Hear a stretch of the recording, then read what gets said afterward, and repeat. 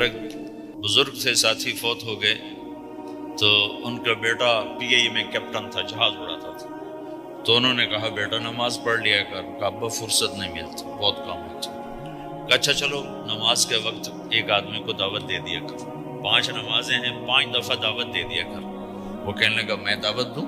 خود تو میں پڑھتا نہیں، دوسرے کو کیسے دعوت دوں؟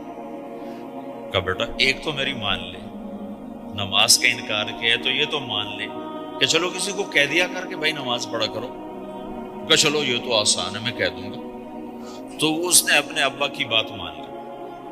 ہر نماز پہ 1-2 کو کہہ دیتا بھائی نماز پڑھا کرو. اس کے والد فوج میں جرنیل تھے، یہ کیپٹن تھا. دونوں کی ملاقات نہیں ہوئی. 6 مہینے بعد باپ بیٹا کی ملاقات ہوئی تو دیکھا تو کپتان صاحب کی داڑھی بھی اور ماتھے پہ محراب بھی. میں نے کہا بیٹا یہ کیا ہوا؟ کہا آپ نے مجھے پھنسا دیا.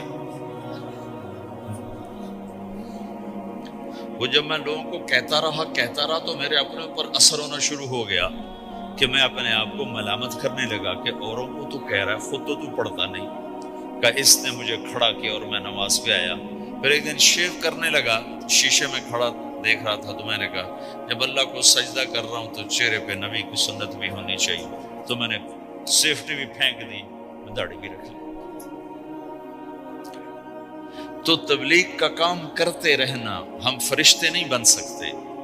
ایک دفعہ ایک آدمی نے میرے اوپر بڑی چڑھائی کی، تم تبلیغ والے منافق ہو، کہتے کچھ ہو کرتے کچھ ہو، تمہارے قول اور فعل میں بہت فرق ہے. جب ان کا غصہ اتر گیا تو میں نے ان سے کہا بھائی 100 نمبر تو اللہ نے بھی نہیں مانگے، آپ کیوں مانگتے ہو؟ اللہ نے کہا ہے فمن ثقلت موازینہ، جس کی نیکیاں بڑھ جائیں گی گناہ تھوڑے ہوں گے تو پاس کر دوں. تو 100 نمبر تو اللہ نے بھی نہیں کہا کہ ایک گناہ تیرے کھاتے میں نہیں ہونا چاہیے. 100/100 نمبر لے گا تو جنت دوں گا، نہیں تو ریپٹ مار کے جہنم میں ڈالوں گا. تو 100 نمبر تو اللہ بھی نہیں مانگتا. اسے پتا ہے میرا بندہ کمزور ہے، کبھی گناہ کرے گا کبھی نیکی کرے گا. تو وہ کہتا ہے جس کے پاس 51 نیکیاں ہوئیں اور 50 گناہ ہوئے تولوں گا تو 51 جھک جائیں گے نا، 50 معاف. مثال دے رہا ہوں. ہمارے علاقے میں ایک ذمہ دار تھے، وہ ذکر بھی بہت کرتے تھے، گالیاں بھی بہت دیتے. ادھر سبحان اللہ تیرے فلانے، الحمدللہ کے ساتھ ایک پھکڑ تولتے تھے. ساری زندگی وہ ایسا ہی کرتے رہے. جب وہ فوت ہو گئے تو کسی نے ان کو دیکھا تو انہوں نے پوچھا کہ میاں صاحب آپ کے ساتھ کیا ہوا؟ آپ تو گالیاں بہت دیتے تھے. خود ہی انہیں پوچھ رہے آپ تو گالیاں بہت دیتے تھے، تو آپ کے ساتھ کیا ہوا؟ کہ اللہ تعالیٰ نے میرے ذکر اور میری گالیوں کو تولا تو میرا ذکر بڑھ گیا تو میری بخشش ہو گئی. اللہ نے بھی کاؤنٹنگ رکھی ہے، پرفیکشن مانگی نہیں. اگر اللہ پرفیکشن مانگتا تو پھر آپ کہتے تم کرتے کچھ ہو کہتے کچھ ہو. اگر میں کہتا صحیح ہوں تو ایک نیکی تو کر رہا ہوں، اور کرتا نہیں ہوں تو ایک گناہ کر رہا ہوں. کیا پتا میرا رب میرے کہنے کے تو فعل میرے نہ کرنے کو معاف کر دے. بس ایک صورت میں ہے کام خطرناک کہ اگر میں اس کہنے سننے کو اپنی دنیا بنانے کا ذریعہ بنا لوں پھر خطرناک ہے. تأمرون الناس بالبر وتنسون انفسکم وانتم تتلون الکتاب، وہ یہ آیت. لیکن اگر میرے اندر اخلاص ہے تو پھر میں انسان ہوں، کبھی اچھا کروں گا کبھی برا کروں گا، لیکن میرے ذمہ صدا لگانا ہے. تو بھائیو اس تبلیغ کے کام کو کرتے رہنا. اس سے ایمان بنتا ہے. ایمان سے دین وجود میں آتا ہے. دین کے 2 حصے ہیں، ایک عبادات ہے جس میں نماز سب سے اہم ہے. پھیری پہ ہو گھر پہ ہو نماز نہ چھوڑو. رمضان کے روزے ہیں، اللہ پھر رزق زیادہ دے دے، حج کرو، زکوٰۃ دو. لیکن عبادات بڑی محدود ہیں اور اس میں کثرت اللہ نے مطالبہ بھی نہیں کیا، بلکہ اللہ تعالیٰ نے اس میں اعتدال ہی کو پسند فرمایا ہے. اللہ تعالیٰ نے ہمارے نبی لمبی لمبی نمازیں پڑھتے تھے تو اللہ تعالیٰ نے روک دیا. ما انزلنا علیک القرآن لتشقی، میرے نبی میں نے تمہیں قرآن اس لیے نہیں دیا کہ تو لمبی لمبی نمازیں پڑھ کے تھکتا رہے، درمیانہ چل درمیانہ چل۔ اللہ کے نبی نے تبلیغ میں زیادہ زور دکھایا تو اللہ نے اس پر بھی کہا فلا تذهب نفسك عليهم حسرات، اتنا غم نہ کیا کر کے تو خود ہی ہلاک ہو جائے، مات نہیں، ایسا نہ کر۔ تو عبادات محدود ہیں اور اس میں اعتدال مطلوب ہے۔ سارا دن مصلی پہ بیٹھنا یہ اللہ نہیں دیکھنا چاہتا، اللہ یہ دیکھنا چاہتا ہے کہ تو باہر جاتا کہ میں دیکھوں کہ اب تو کیا کرتا ہے۔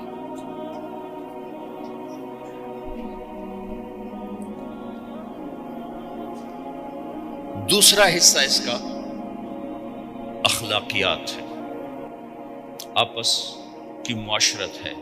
دین جو اثر انداز ہوتا ہے وہ معاشرت سے اثر انداز ہوتا ہے، عبادت سے نہیں،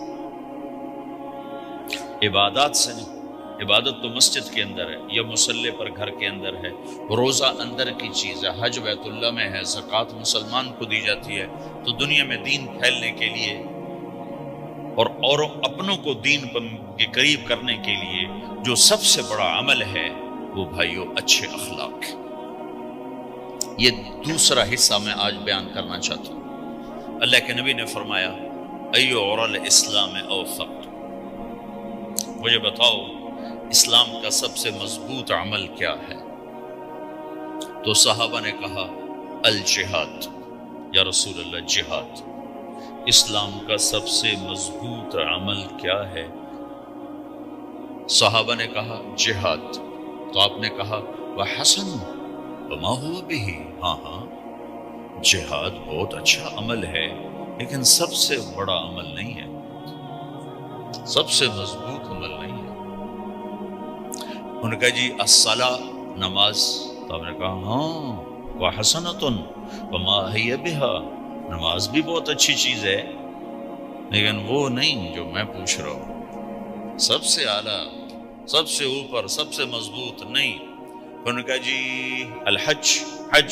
تو آپ نے کہا حج بھی بہت اچھا عمل ہے لیکن وہ نہیں جو میں نے پوچھا ہے۔ پھر صحابہ نے کہا جی روزہ، آپ کا روزہ بھی بہت اچھا ہے لیکن وہ نہیں جو میں نے پوچھا ہے۔ تو پھر صحابہ نے کہا یا رسول اللہ پھر آپ ہی بتائیں، ہمیں تو نہیں پتہ۔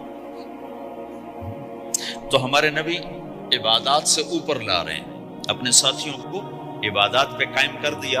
ہر آدمی نمازی بن چکا ہے، ہر آدمی روزے دار بن چکا ہے، ہر آدمی مالدار زکوٰۃ دینے والا بن چکا ہے، اور ہر آدمی حج کا جذبہ پیدا کر چکا ہے۔ اب آپ ان کو اخلاق پہ لانا چاہتے ہیں، چونکہ اسلام کی تکمیل اخلاق سے ہے۔ اسلام کو تشبیہ دی گئی ہے گھر کے ساتھ، بنی الاسلام علی خمس، تو بنیا کا لفظ عمارت پر بولا جاتا ہے۔ تو اسلام کی بنیاد میں ہے کلمہ، نماز، روزہ، حج، زکوٰۃ۔ اگر اس مسجد کی بنیادیں بھر دی جائیں تو اس کو مسجد تو نہیں کہیں گے نا۔ ہاں جی بنیادیں ڈال دی ہیں، چھت ڈالنی ہے، جب چھت پڑے گی تو پھر یہ مسجد پھیلائے گی۔ تو اسلام کی بنیاد قائم ہو چکی تھی، اب آپ چھت ڈالنا چاہتے تھے۔ چھت کیا ہے؟ وہ اچھے اخلاق ہیں۔ تو اب آپ ان کو اوپر لا رہے ہیں، اوپر لا رہے ہیں۔ تو آپ نے جب پوچھا تو انہوں نے وہی کہا جو انہوں نے ابھی سیکھا تھا، نماز، روزہ، جہاد، حج، لیکن آپ نے سب کی نفی کر دی، نہیں یہ بھی نہیں، یہ بھی نہیں، یہ بھی نہیں، یہ بھی نہیں۔ اچھا یا رسول اللہ آپ بتائیں۔ تو آپ نے فرمایا ان اوثق عر الاسلام الحب للہ والبغض للہ، اسلام کا سب سے مضبوط عمل وہ آپس میں اللہ کے لیے محبت کرنا ہے۔ اسلام کا سب سے مضبوط عمل وہ آپس میں اللہ کے لیے محبت کرنا ہے۔ اسلام کا سب سے مضبوط عمل وہ محبت ہے، اللہ کے لیے بغض ہے، اللہ کے لیے محبت ہے، یہ اسلام کا سب سے مضبوط عمل ہے۔ تو بھائیو یہ چھوٹا سا معاشرہ اسلامی بن جائے، اس کے لیے بنیاد میں نے پہلے بتا دی، اب چھت بتا رہا، وہ ہیں اچھے اخلاق۔ اللہ تعالیٰ نے جب ہمارے نبی نے نماز لمبی پڑھی تو اللہ نے کہا درمیانی پڑھو، میں نے ابھی بتایا۔ تبلیغ میں دکھ زیادہ جھیلا تو اللہ نے کہا درمیانہ چلو، لیکن جب اللہ کے نبی نے اخلاق بلند کیے، اخلاق، تو اس پر بھی اللہ تعالیٰ فرماتا میرے نبی ذرا اتنا نرم نہ ہو، تھوڑا سا سختی دکھا، آنکھیں دکھا۔ تھوڑا شوشاں کر ہے تو میرے رب نے کیا کہا؟ واہ، میرے رب نے آپ کے اخلاق کی جیسی تعریف کی ہے، آپ کے کسی عمل کی ایسی تعریف نہیں کی۔ نماز کو کہا معتدل، اعتدال، دعوت کو کہا اعتدال، اور اخلاق کو کیا کہا؟ انک لعلی خلق عظیم، اور اس کو طاقت پہنچائی قسم اٹھا کے نون، پھر قسم اٹھائی قلم کی جو علم کا ذریعہ ہے، والقلم وما یسطرون، مجھے قسم ہے قلم اور اس کی تحریر کی، ما انت بنعمت ربک بمجنون وان لک لاجرا غیر ممنون۔ ان دو آیتوں کو چھوڑ کر اگلی جو آیت آ رہی، وانک لعلی خلق عظیم، اے میرے محبوب میں قسم اٹھاتا ہوں قلم اور اس کی تحریر کی، تیرے اخلاق بڑے عالی شان۔ یہ نہیں کہا تیرے اخلاق بڑے عالی ہیں، انک لعلی، علا، علا کا یہاں بہت عظیم الشان کردار ہے۔ علا یہ بتا رہا ہے کہ اے میرے نبی، جتنے اخلاق تصور کیے جا سکتے ہیں وہ سب تیرے تابع ہو چکے ہیں، اور تو ان پہ سوار ہو چکا ہے، تو ان پہ چھا چکا ہے۔ علا چھا جانے کے لیے ہوتا ہے کہ تمام اخلاق تیرے غلام ہو چکے ہیں۔ ایک دفعہ آپ نے فرمایا اچھے اخلاق 360 قسم، 360 قسم، 360 صفات کا مجموعہ اچھے اخلاق۔ کوئی ایک صفت کسی کو مل گئی تو جنت میں چلا جائے گا۔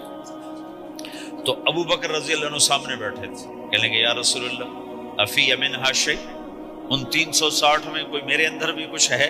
تو آپ نے کہا تیرے اندر سارے کا سارا، کوئی کمی کوئی دور ہے۔ یہ آپ نے اور کسی کو نہیں کہا، صرف آپ نے یہ ابو بکر سے فرمایا کہ ابو بکر تیرے اندر پورے اخلاق 360۔ تو بھائیو، آپس کی محبت اور اچھے اخلاق یہ اسلام کا سب سے چوٹی کا سبق، سب سے اعلیٰ درجے کا سبق۔ اب ایک حدیث میں جو حدیث جبریل کہلاتی ہے، وہ انسانی شکل میں آ کر پوچھتے ہیں یا رسول اللہ اسلام کیا ہے؟ تو آپ کہتے ہیں کلمہ، نماز، روزہ، حج، زکوٰۃ، یہ اسلام۔ یہی سوال اب آخری حج کا موقع آ چکا ہے، اب اسلام 9 سال آگے، 10 سال آگے جا چکا ہے اور اس کی شکل مکمل ہو چکی ہے۔